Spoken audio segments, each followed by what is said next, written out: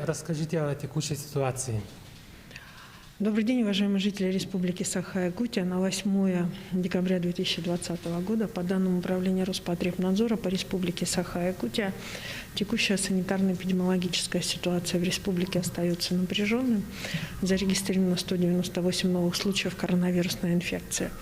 При этом необходимо обратить внимание, что впервые за долгое время количество случаев в столице нашей республики меньше 100 случаев, 96 случаев.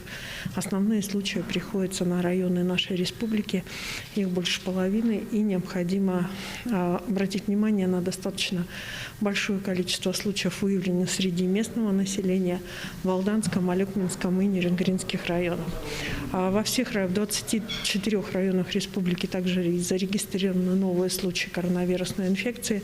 Все наши центральные районные больницы вместе с органами Роспотребнадзора работают как по локализации очагов заболевания, так и, соответственно, работают по вылечиванию наших больных. Сегодня в республике больше 60% уже вылечившихся, исходя из общего количества заболевших на территории республики.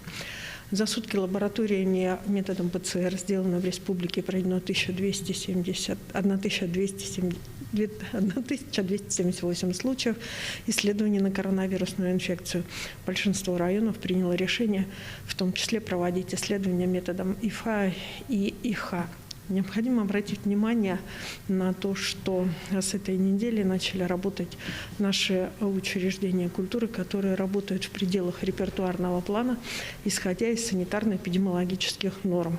Санитарно-эпидемиологические нормы предполагают, определены, сегодня являются обязательными. Они зафиксированы на сайте Роспотребнадзора Российской Федерации, в том числе и Республики Саха-Якутия, в которых указаны обязательные требования. Это обязательное соблюдение посетителями учреждений культуры всех требований масочного, перчаточного режима и, соответственно, и требования к самим учреждениям культуры, в которых не должна быть заполняемость более 50% зала, и соответствующие рециркуляторы и средства защиты, которые бы позволили непосредственно осуществить безопасное проведение как мероприятия, так и самого по себе театрально-зрелищного выступления театрально-зрелищного коллектива как такового.